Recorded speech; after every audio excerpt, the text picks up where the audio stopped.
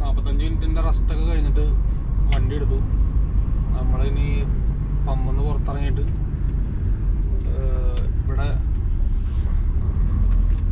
പാർക്കിങ്ങിൽ നിന്ന് ഇനി വണ്ടി എടുത്ത് പുറത്തിറങ്ങിയിട്ട് ഒരു ഇവിടെ പോകണം. ഇവിടെ മറ്റേ പ്രാഹ ഡയറക്ഷനിൽ വേണം പോകാനായിട്ട്. ഇതൊരു ഓപ്പോസിറ്റ് സൈഡിലേക്ക് പോകണ വഴി. ഇതാണ് പ്രാഹ ഡയറക്ഷൻ. ഈ ഡയറക്ഷനിൽ വേണം നമുക്ക് പോകാനായിട്ട്. ഓക്കെ,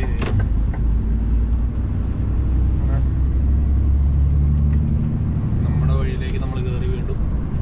ഇനി എനിക്ക് ഇന്നത്തെ ഡ്യൂട്ടി അവസാനിക്കാൻ ഒരു 3 മണിക്കൂർ കൂടി. അപ്പം ഇന്ന് ഞാൻ 10 മണിക്കൂർ ഡ്രൈവിംഗ് ടൈമാണ് ഇന്ന് എടുത്തേക്കണത്. കാരണം എന്താണെന്ന് വെച്ച് കഴിഞ്ഞാൽ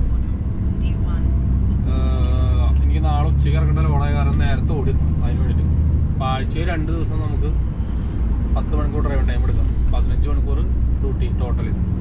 അപ്പോൾ ഇന്ന് 15 മണിക്കൂർ ഡ്യൂട്ടി ആവാനായിട്ട് ഇനി 3 മണിക്കൂർ 3 മിനിറ്റ് കൂടി ഉണ്ട് ടോട്ടൽ ഡ്രൈവിംഗ് ടൈം. അപ്പോൾ ആ 3 മണിക്കൂറിൻ്റെ ഉള്ളിൽ 2 മണിക്കൂറും കൂടി നമുക്ക് ഓടിയിട്ട് ബാക്കി 1 മണിക്കൂറിൻ്റെ ഉള്ളിൽ എവിടെയെങ്കിലും നമുക്കൊരു പാർക്കിംഗ് നമുക്ക് കണ്ടുപിടിക്കാം. ഉണ്ടാവും എന്നുള്ള പ്രതീക്ഷയിൽ, ശുഭപ്രതീക്ഷയിൽ നമുക്കാണ് മുന്നോട്ട് പോവുക. 3 മണിക്കൂർ പറഞ്ഞപ്പോൾ സമയം 6:45, 7:45, 8:45, 9:45. നമുക്കൊരു 9 മണിയൊക്കെ ആകുമ്പോൾ 9 മണി 9:30 ഇടയിൽ നിർത്താവുന്ന രീതിയിൽ വേണം നമുക്കിനി പോകാനായിട്ട്. നമ്മളിതുപോലെ ഒരു ഏകദേശം പ്ലാനിങ്ങിൽ പോയിട്ടില്ലെന്ന് വെച്ച് കഴിഞ്ഞാൽ നമുക്ക് കാർഡ് വയലേഷനാവും. അതുപോലെ ഫൈൻ കിട്ടാനൊക്കെ സാധ്യതയുണ്ട്. അപ്പോൾ നമ്മൾ ലോഡൊക്കെ നമ്മുടെ സ്ഥലത്തിനെ പറ്റിയിട്ടൊക്കെ ആദ്യം തന്നെ നമ്മളൊരു ധാരണ ഉണ്ടാക്കി വെച്ചിട്ട് വേണം എപ്പോഴും പോകാനായിട്ട്. എത്ര മണിക്ക് ഇറക്കണം, അവിടെ എത്ര മണിക്ക് എത്തണമെങ്കിൽ എങ്ങനെ പോകണം, അങ്ങനത്തെ കാര്യങ്ങളൊക്കെ ഒന്ന് ഇതാക്കാനായിട്ട്. അപ്പോൾ നിലവിലെ സ്ഥിതിയിൽ മറ്റു തടസ്സങ്ങളൊന്നും ഇല്ലെങ്കിൽ നമുക്ക് കുഴപ്പമില്ല.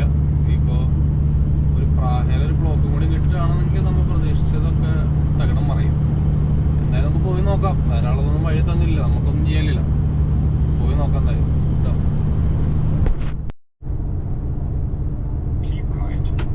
അങ്ങനെ നമ്മൾ വന്നത് പ്രാഹയുടെ അടുത്തെത്തി.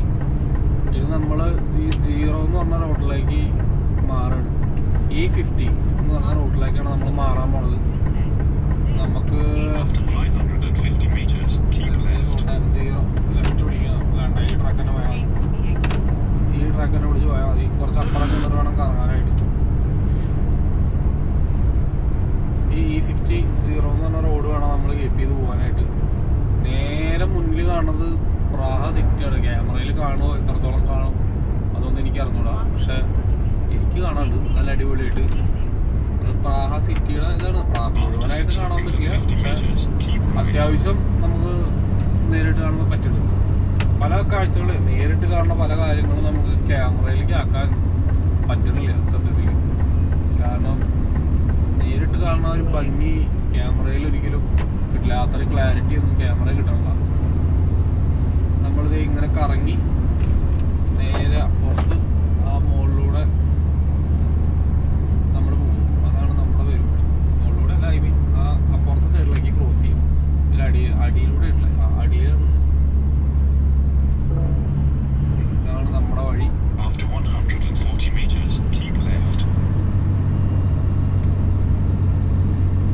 നമ്മളിതിൻ്റെ ഓപ്പോസിറ്റ് റോഡ്, അതായത് ഈ റോഡ് ക്രോസ് ചെയ്യാൻ വേണ്ടിയിട്ടാണ് ഇപ്പോൾ നമ്മൾ ഇതിൻ്റെ മുകളിലൂടെയൊക്കെ കറങ്ങിയത്. ഇവിടുന്ന് ഇനി അങ്ങോട്ട് ഏകദേശം ഒരു 6-7 കിലോമീറ്റർ ഉണ്ട് പ്രാഹ സിറ്റിയിലേക്ക്. പക്ഷെ ഇവിടുന്ന് തന്നെ സിറ്റി തുടങ്ങുകയാണ്. അതായത് ആളും ബഹളവും ഷോപ്പുകളും കാര്യങ്ങളെല്ലാം ഇവിടുന്ന് തന്നെ തുടങ്ങും. അപ്പോൾ അതിൻ്റെ തൊട്ട് മുന്നിൽ നിന്നാണ് നമ്മൾ തിരിഞ്ഞത്. ഇനി നമ്മൾ പോണ റോഡ് പറഞ്ഞാൽ ജർമ്മനി ഡയറക്ഷനാണ്. ജർമ്മനിയിലെ നമുക്ക് ഇനി അടുത്ത സ്ഥലം നമ്മൾ പോകേണ്ടത് ന്യൂറംബർഗ് എന്നുള്ള സ്ഥലത്തേക്കാണ്. അപ്പോൾ ആ ഡയറക്ഷനാണ് ഇപ്പോൾ നമ്മൾ പോയിക്കൊണ്ടിരിക്കുന്നത്. നേരെ പോയാലും നമുക്ക് ജർമ്മനി പോകാം. നേരെ പോയിട്ട് ട്രസ്റ്റൻ എന്ന് പറഞ്ഞ സ്ഥലത്ത് കൂടി കയറാൻ പറ്റും നമുക്ക്. അതും ഈ പറഞ്ഞ പോലെ ജർമ്മനി ബോർഡറിലേക്കുള്ള വഴി തന്നെയാണ്. പക്ഷേ ഇത് വേറൊരു ഡയറക്ഷനാണ്. ന്യൂറംബർഗ്, സ്റ്റുട്ട്ഗാർട്ട്, സാൾസ്ബർഗ് ആ വഴി, അതായത് ഓസ്ട്രിയ ഒക്കെ പോകുന്ന ഡയറക്ഷനാണ്. മറ്റത് ജർമ്മനിയിൽ നിന്ന് അങ്ങോട്ട് പോണ വഴിയാണ് അപ്പുറത്ത് സൈഡ്. ഇതിപ്പോൾ നമുക്ക് ഈ റോഡ് നേരെ പോയി കഴിഞ്ഞാൽ നമുക്ക് ഫ്രാൻസിലേക്ക് പോകാം, ലക്സംബർഗ് പോകാം, നെതർലാൻഡ്സ്, ബെൽജിയം എല്ലാം വേണമെങ്കിൽ ഈ വഴിയിൽ നിന്ന് തിരിഞ്ഞു പോകാൻ പറ്റും നമുക്ക്. നമുക്കിപ്പോൾ നിലവിൽ ന്യൂറംബർഗ് വരെ പോയാൽ മതി. നമ്മുടെ കഴിഞ്ഞ ട്രിപ്പ് ഈ റോഡ് തന്നെ ആയിരുന്നു. ഈ റോഡ് തന്നെ പോയിട്ട് നമ്മൾ ഏകദേശം ലക്സംബർഗ് ഫ്രാൻസിൻ്റെ ബോർഡറായിട്ട് നമ്മൾ എത്തിയത്. അവിടെ നിന്നായിരുന്നു നമുക്ക് ലോഡ് ഇറക്കിയത്. അവിടെ നിന്ന് ഇങ്ങോട്ട് ഓടി വന്നിട്ട് ഒരു 200 കിലോമീറ്റർ പുറത്താണ് നമ്മൾ ഓടി വരി തിരിച്ച് ശ്രീനഗറിലേക്ക് വന്നത്.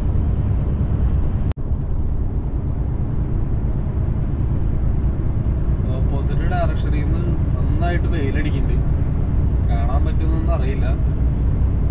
നമ്മളിത് ഓടി ഓടി വന്നിട്ട് ഒരു നമ്മൾ പ്രാഹയുടെ ബൗണ്ടറിയൊക്കെ കഴിഞ്ഞു. ജർമ്മൻ റൂട്ടിൽ ഓടിക്കൊണ്ടിരിക്കുകയാണ്. ഇപ്പോൾ നല്ല ഒരു ടണൽ ആണ്, ഒരു മല തുറന്നിട്ട് അടുത്ത സ്ഥലത്തേക്ക് പോകണം. ഒരു ടണൽ, വലിയ ടണലാവില്ലേ, കാരണം ഈ വഴി വലിയ ടണലൊന്നും ഞാൻ കണ്ടതായിട്ട് ഓർക്കണില്ല. പക്ഷെ അത്യാവശ്യം മോശമില്ലാത്ത രീതിക്കുള്ള ഒരു ടണലാണ്. പിന്നെ അകലേന്ന് കാണാൻ പറ്റിയെന്നുള്ളതാണ്. ഞാൻ അവിടുന്ന് വരുമ്പോൾ തന്നെ അത് കണ്ടപ്പോൾ നല്ല ഭംഗിയാണ്. പക്ഷെ വെയിലടിച്ചിട്ടത് ക്യാമറയിൽ പതിഞ്ഞില്ല എന്നുള്ള ക്യാമറ കാണില്ല. ഇപ്പോഴും ലൈറ്റിൻ്റെ ക്ലിയർ അടിക്കുന്നുണ്ടാവും. എന്നാലും കാണാൻ പറ്റുകയാണെങ്കിൽ അടിപൊളിയായാലോ എന്ന് വെച്ചിട്ടാണ് ഞാൻ ക്യാമറ ഓണാക്കിയത്. ഇതാണ് ടണലിന് മുകളിലൊക്കെ വീടാണ്. ആ മലയുടെ മണ്ടേമൊക്കെ വീടുണ്ട്. ആ മലയുടെ അടിയിൽ കൂടെയാണ് ടണൽ ഒരു പണിതേക്കുന്നത്. എത്ര മീറ്ററിൻ്റെ ടണലാണെന്നുള്ളത് ഇപ്പോൾ ഇവിടെ നിന്ന് അറിയാം. 80-60 സ്പീഡാക്കണം. ടണലിൻ്റെ നീളം 1600 മീറ്റർ ഇടാം. 1600 പറ്റില്ല, 1 കിലോമീറ്ററും 600 മീറ്റർ. 1600 മീറ്ററാണ് ഈ ടണലിൻ്റെ നീളം. ടണലിൽ എന്തോ പണി നടക്കുന്നുണ്ട് എന്ന് തോന്നുന്നു. അതാണ് ഒരു ട്രാക്ക് അവർ ബ്ലോക്കാക്കി വെച്ചേക്കുന്നത്. എന്താണ് സംഭവം അറിയില്ല, എന്ത് പണിക്കുള്ളതാണെന്ന് അറിയില്ല. എന്തെങ്കിലും പണി ഉണ്ടാവും, എന്തെങ്കിലും കാര്യമില്ലാണ്ട് അവരങ്ങനെ വെക്കാറില്ല. എന്തെങ്കിലും പണിയൊക്കെ ചെയ്യണ്ടാവും, അതാണ്. അങ്ങനെ അപ്പോൾ ടണല് അടിപൊളി ടണലാണ്.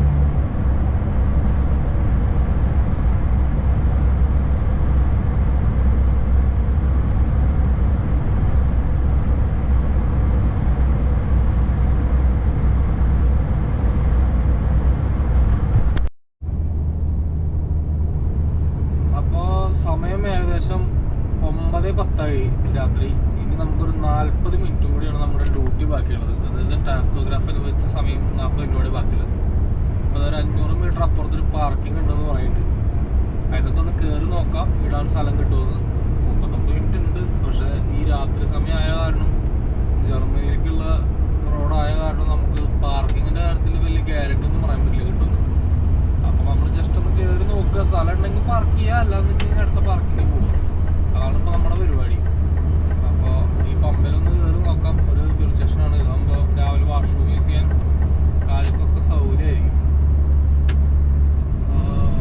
ഈ പാർക്കിംഗ് നല്ല പരിചയമുള്ള പാർക്കിംഗ് ആണല്ലോ. ഈ പാർക്കിങ്ങിലാണോ കഴിഞ്ഞ ആഴ്ച വണ്ടിയിട്ട് സംശയം. ഉള്ളിൽ കയറി കഴിഞ്ഞാൽ നമുക്ക് കറക്റ്റായിട്ട് ഞാൻ പറഞ്ഞുതരാം.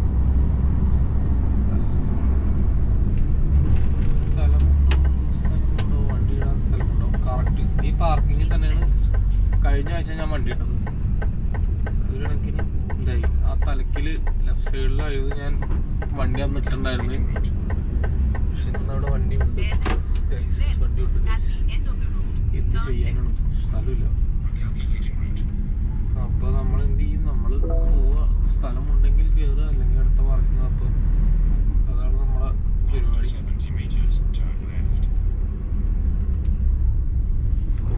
ചെറിയ വണ്ടി കൊണ്ടിട്ട് പക്ഷേ നമുക്ക് നോക്കാമായിരുന്നു. അപ്പോൾ ഈ പാർക്കിങ്ങിൽ ആരുമില്ല, സ്ഥലമില്ല. അപ്പോൾ നമ്മൾ പോവുക അടുത്ത പാർക്കിങ്ങിലേക്ക്, അടുത്ത പാർക്കിംഗ് അന്വേഷിച്ച് പോവുക. ഇത് പാർക്കിംഗ് ആയിരുന്നു.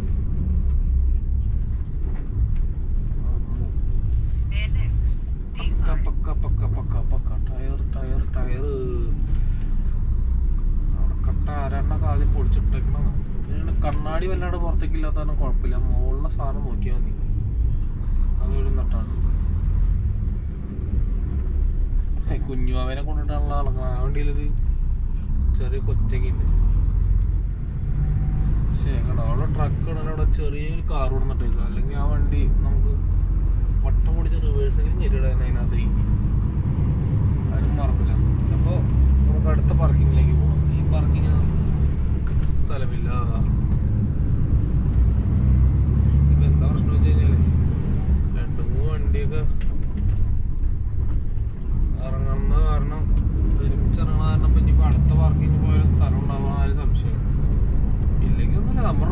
ഷോൾഡറിൽ കയറി പിടക്കി തന്നത്. നമ്മൾ രാവിലെ 6:30 ആകുമ്പോൾ പോകണ്ടല്ലേ, അപ്പം കുഴപ്പമില്ല. നമുക്ക് റോഡ് സൈഡിലുള്ള ഏതെങ്കിലും ഷോൾഡറിൽ തൽക്കാലം വണ്ടി ഒതുക്കിയിട്ട് റെസ്റ്റ് എടുക്കാം. അല്ലാണ്ട് ഇപ്പം എന്താ നമ്മൾ അല്ലാണ്ട് വേറെ മാർഗമില്ല. പാർക്കിംഗ് കിട്ടില്ലെങ്കിൽ എന്ത് ചെയ്യും? ഇപ്പം അടുത്ത പാർക്കിംഗ് നമുക്ക് കാണുന്നത് 11 കിലോമീറ്റർ അപ്പുറമാണ്. 11 കിലോമീറ്റർ അപ്പുറമുള്ള പാർക്കിംഗ് നമുക്ക് അവിടെ സ്ഥലം ഉണ്ടോ എന്നുള്ളത് നമുക്ക് പോയി.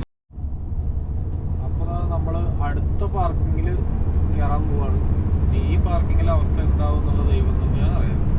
നമുക്കിനി ഏകദേശം 28 മിനിറ്റാണ് ബാക്കിയുള്ളത്. 28 മിനിറ്റിനുള്ളിൽ നമ്മൾ വണ്ടി പാർക്ക് ചെയ്തിരിക്കണം, അല്ലെങ്കിൽ വൈലേഷനാണ്. അതായത് 10 മണിക്കൂർ ഡ്യൂട്ടി ഡ്രൈവേഴ്സ് അവറും 15 മണിക്കൂർ ഡെയിലി വർക്ക് ടൈം നമ്മൾ എടുത്തിട്ടുണ്ട്. അപ്പോൾ ഇനി നമുക്ക് കൂടുതൽ ഓടിക്കൊണ്ട് പോകാൻ പറ്റില്ല. 1/2 മണിക്കൂറിനകത്ത് എന്തായാലും വണ്ടി ഓടിക്കും. നമുക്ക് ഇതിനകത്തെങ്കിലും ഒരു സ്ഥലം കണ്ടുപിടിക്കാൻ പറ്റാൻ വേണ്ടി നമുക്ക് പ്രാർത്ഥിക്കാം. കാരണം അല്ലാണ്ട് വേറെ നിവർത്തിയില്ല. കാരണം നാളെ ലോഡ് അർജൻറ്റായ കാരണമാണ് ഞാൻ അത്ര റിസ്ക് എടുത്തിട്ട് സമയം മുട്ടിച്ച് ഓടിയത്. അല്ലെങ്കിൽ ഞാൻ അത്ര അധികം സമയം മുട്ടിക്കാറില്ല. നമ്മളെല്ലാവരും ഓരോ സ്ഥലങ്ങളിലായിട്ട് വണ്ടി വട്ടോട്ട് നിർത്തിയേക്കാണല്ലോ. ജനറൽ ട്രക്കിംഗ്, ഈ ജനറൽ ട്രക്കിംഗ് എന്ന് പറയുന്ന കമ്പനി നമ്മുടെ സ്ലോവാക്കിയയിലുള്ള കമ്പനിയാണ്. നമ്മുടെ സിയാറിലുള്ള കമ്പനി കേട്ടോ ഈ കിടക്കുന്ന പച്ചവണ്ടി. അവിടെ സിയാറിൽ അവിടെയാണ് ഇവരുടെ ബേസ്. നല്ല കമ്പനിയാണ്, അടിപൊളി കമ്പനിയാണ്. അവിടെ ഒരു ഓഫീസും കാര്യങ്ങളൊക്കെ നമ്മൾ കാണണം. പെട്ടു ഇവിടെ സ്ഥലമില്ല കേട്ടോ. ഇവിടെയും വണ്ടി ഇടാൻ സ്ഥലമില്ല. എല്ലായിടത്തും വണ്ടി ഫില്ലാണ്. ഇവിടുത്തെ യൂറോപ്പിലെ ട്രക്കിങ്ങിൻ്റെ ഏറ്റവും ബുദ്ധിമുട്ട് പിടിച്ച ഒരു സംഭവമാണ്. അതായത് വണ്ടി ഇടാൻ ഈ സമയമായി കഴിഞ്ഞാൽ, അതായത് 9 മണിയൊന്നും ആവണ്ട. ജർമ്മനിയൊക്കെ ആണെന്ന് വെച്ച് കഴിഞ്ഞാൽ വൈകുന്നേരം 5 മണി കഴിയുമ്പോൾ തന്നെ, 5 മണിയൊന്നും ആവണം, 3 മണി 4 മണി ആകുമ്പോൾ തന്നെ നമുക്കൊരു പാർക്കിംഗ് കിട്ടാൻ പിന്നെ ചടങ്ങാം. ഇനിയിപ്പോൾ എത്രയാ, 4 കിലോമീറ്ററിൽ ഒരു പാർക്കിംഗ് കൂടി ഉണ്ട്. ആ പാർക്കിങ്ങിലേക്കും കൂടി പോവാം നമുക്ക്. അല്ലെങ്കിൽ നമ്മൾ പ്ലാൻ ബി ഇറങ്ങും. അത്ര തന്നെ. നമുക്ക് അടുത്ത പാർക്കിങ്ങിൽ നോക്കാം. എനിക്ക് 4.4 ഒരു ഫ്യൂൾ സ്റ്റേഷനൊക്കെ ഉണ്ടെന്നാണ് പറയണത്. നോക്കട്ടെ അത് എവിടെയാണ്. അതും കൂടി ഒന്ന് നോക്കിയിട്ട് നടപടി ഉണ്ടാകുന്നുള്ളത് നോക്കാം. ഇല്ലെങ്കിൽ പിന്നെ നമ്മൾ പ്ലാൻ ബി, വേറെ ഓപ്ഷനൊന്നും ഇല്ല. അയ്യോ, ഫ്യൂൾ സ്റ്റേഷനിൽ നടപടിയില്ല. നമുക്കിനി അടുത്ത പാർക്കിങ്ങുള്ളത് ഏകദേശം 26 കിലോമീറ്റർ അപ്പുറം. 26 കിലോമീറ്റർ ഓടാനുള്ള സെറ്റപ്പ് നമുക്കില്ല. ഒരു 3.8 ഒരു ഇതുണ്ട്. 3.8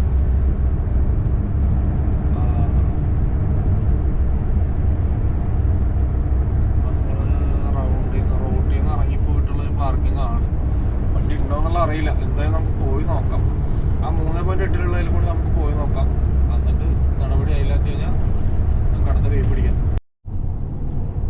നമ്മളിതാ ഈ ഹൈവേന്ന് എക്സിറ്റ് എടുക്കാൻ പോവാണ്.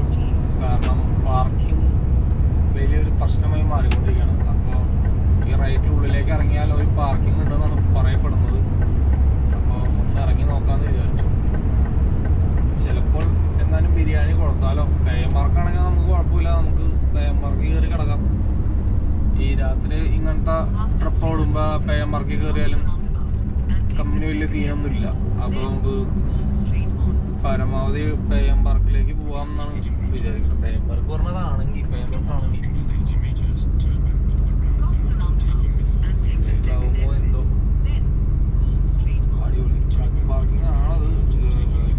വണ്ടിയിലുള്ള പാർക്കിംഗ് ഒക്കെ ഉണ്ട് അവിടെ. പക്ഷേ അത് വണ്ടിയിലുള്ള പാർക്കിംഗ് ആണ്. പക്ഷെ അതിനകത്ത് സ്ഥലം ഉണ്ടെന്നുള്ളതാണ് നമ്മുടെ പ്രശ്നം.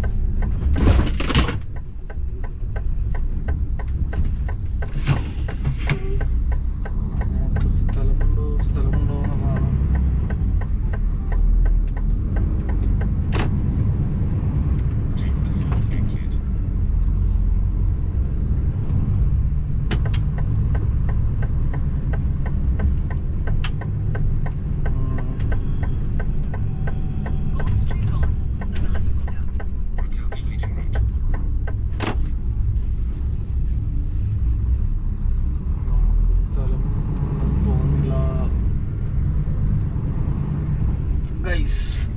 വീണ്ടും 3G ആയി ഗൈസ്. 3G ആയി. ഇവിടെ സ്ഥലമില്ലല്ലോ.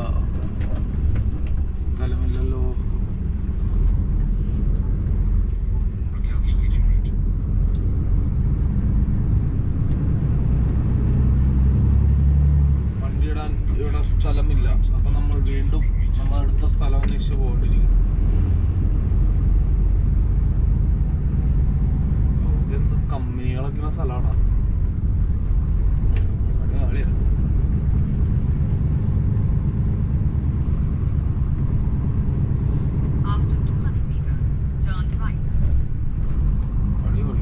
പണി കാണാനുള്ള എല്ലാ ഒരു സാധ്യതയും ഞാൻ കാണുന്നുണ്ട്.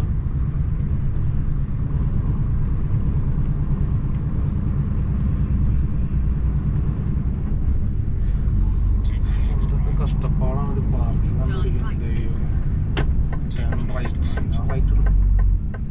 പറഞ്ഞ പോലെ ഞാൻ റൈറ്റ് എടുത്തു. പക്ഷെ ഇവിടെയെങ്കിലും ഇടാൻ സ്ഥലമുണ്ടോ? ഇവിടെ എല്ലായിടത്തും ബിസിയാണ്. പാർക്കിംഗ് കണ്ടുപിടിക്കാൻ വൺ ടാസ്കായി മാറുകയാണല്ലോ ദൈവമേ. വണ്ടികൾ കിടക്കണ കിടപ്പ് കണ്ടു. എല്ലാം പിന്നെ ബിസിയാണ്.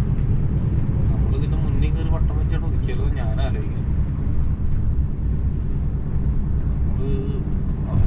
എവിടെ എല്ലാ വളവിൽ മാത്രമല്ല, ലേശം ഗ്യാപ്പ് വഴിയും വളവായ കാരണമാണ്. ബാക്കി എല്ലായിടത്തും വണ്ടികളുണ്ട്. നമുക്കിടാൻ യോഗമില്ല. വണ്ടികൾ തന്നെ രക്ഷയില്ല. കുറച്ചുകൂടെ മുന്നിൽ പോയാലാണ് നമുക്ക് റൈറ്റ് ചെയ്യാനുള്ളത്. കുറച്ചുകൂടെ മുന്നിൽ പോകാൻ സമയമില്ല. 20 മിനിറ്റാണ് ഉള്ളത്. അതുകൊണ്ട് എന്തോ ചെയ്യും ഒരു ഐഡിയ ഇല്ല. 20 മിനിറ്റ് കൊണ്ട് നമ്മൾ എന്ത് ചെയ്യുന്ന കാര്യത്തിൽ പോയി നോക്കാം.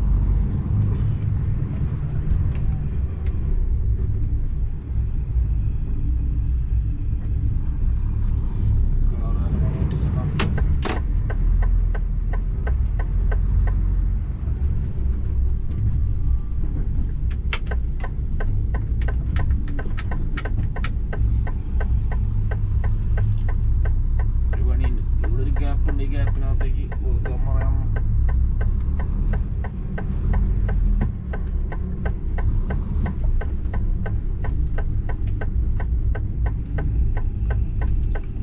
ആളൊരു മാന്യനാണ്. അതുകൊണ്ട് ഞാൻ രക്ഷപ്പെട്ടു. വേറെ വല്ലവരും ആണെന്നുണ്ടെങ്കിൽ ഞാൻ പെട്ടേനെ. Okay set. അപ്പോൾ ഇവിടെയും സ്ഥലമില്ല. അങ്ങനെ നമ്മുടെ ഈ പരിപാടി 3G ആയ കാര്യം ബിസിനസ് സംബന്ധം അറിയിച്ചുള്ളത്. ബെസ്റ്റ്. ഇവിടെയും പാർക്കിംഗ് ആണ്. എല്ലായിടത്തും വണ്ടിയാണ് ഉണ്ടാവുക. റോഡ് നിറച്ച് പാർക്കിംഗ് ഒന്നുമില്ല. എല്ലാവരും റോഡ് സൈഡ് തന്നെ ഒതുക്കിയിട്ടായിരുന്നു. എങ്ങനെയാ റോഡ് സൈഡ് ഇടാണ്ടിരിക്കുക? എവിടെയാ പാർക്കിംഗ്? ഇതുപോലെ നിയമമൊക്കെ ഉണ്ടാക്കുമ്പോൾ അത്യാവശ്യം പാർക്കിംഗ് കൂടി ഉണ്ടാക്കേണ്ട ആൾക്കാർ അവരതൊന്നും ചെയ്യില്ല. എന്നിട്ട് നമ്മൾ തന്നെ കുറ്റം പറയും. വണ്ടി ഇതായി അവിടെ ഒരു കാറിട്ട് ഗ്യാപ്പിൽ നമ്മൾ കൊള്ളിച്ചാലേ കൊള്ളി. ശരിക്കും കഷ്ടമാണ്. വണ്ടി ഇടാൻ ഒരു സാഹചര്യമില്ല. ഇത്രയും പെട്ടെന്ന് പുറത്തിറന്ന് ഹൈവേ കടന്ന് അവിടെ വരും. പാർക്കിംഗ് എവിടെയെങ്കിലും കണ്ടുപിടിക്കണം. അല്ലെങ്കിൽ ശരിയാവില്ല. 18 മിനിറ്റിനുള്ളിൽ നമ്മൾ എവിടെയെങ്കിലും തളച്ചില്ലെങ്കിൽ നമുക്ക് പണി കിട്ടും. എന്തായാലും നോക്കട്ടെ എന്തെങ്കിലും ചെയ്യാൻ പറ്റും. ഗൈസ്, അങ്ങനെ അവസാനം നമ്മൾ പാർക്ക് ചെയ്തു. നമ്മളെ പ്ലാൻ ബി ഇറക്കി. ഒരു ഇടറോട്ടിൽ നിന്ന് കയറി വരണ വഴിയിൽ കൊണ്ടുവന്ന് വണ്ടി ഒതുക്കി. അവിടെ ആ കാണുന്ന ഹൈവേ, അവിടെ ഒരു ഓവർ സൈസ് വണ്ടി നിർത്തിയിട്ടുണ്ട്. ഇനി നമ്മുടെ ഒരു പരിപാടി എന്താണെന്ന് വെച്ച് കഴിഞ്ഞാൽ നമുക്ക് ബാക്ക് സൈഡിൽ പോയിട്ട് ഒരു റിഫ്ലക്ടർ കെട്ടി തൂക്കണം. ഒരു സേഫ്റ്റിക്ക്. സംഭവം അതിൻ്റെ ആവശ്യമില്ല. വണ്ടി ഒതുങ്ങിയിട്ടാണ് കിടക്കുന്നത്. വണ്ടി നിർത്താനുള്ള സ്ഥലമാണ്. ഒക്കെ ഓക്കെയാണ്. പക്ഷെ എന്നാലും നമ്മുടെ ഒരു സേഫ്റ്റിക്ക് നമ്മളതൊന്ന് കെട്ടി തൂക്കണം. അത്രേ ഉള്ളൂ. ട്രെയിലർ ഇത്രയും സ്ഥലമുണ്ട് ട്രെയിലറിന് പോകാൻ. അതൊക്കെ മതി. അതിൻ്റെ ആവശ്യമുള്ളൂ. ഞാനപ്പോൾ അതൊന്ന് കെട്ടട്ടേടാ. അപ്പോൾ നമ്മുടെ അവസാനത്തെ പരിപാടി റിഫ്ലക്ടർ കെട്ടി തൂക്കലും കഴിഞ്ഞു.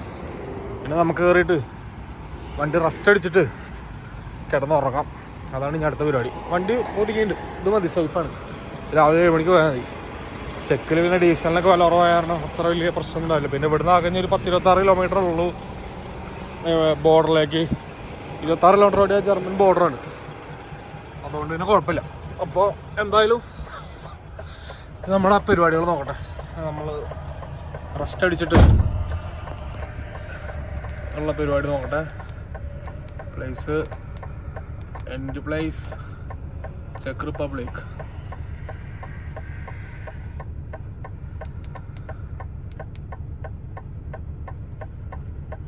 റെസ്റ്റ്. ഓക്കെ, അപ്പോൾ റെസ്റ്റ് സ്റ്റാർട്ടായിട്ടുണ്ട്. അപ്പോൾ എന്നാൽ വണ്ടിയൊക്കെ ഒതുക്കി പരിപാടികൾ സെറ്റാകട്ടെ. അപ്പോൾ അതാ വണ്ടിയൊക്കെ ഒതുക്കി എല്ലാ പരിപാടിയും കഴിഞ്ഞു.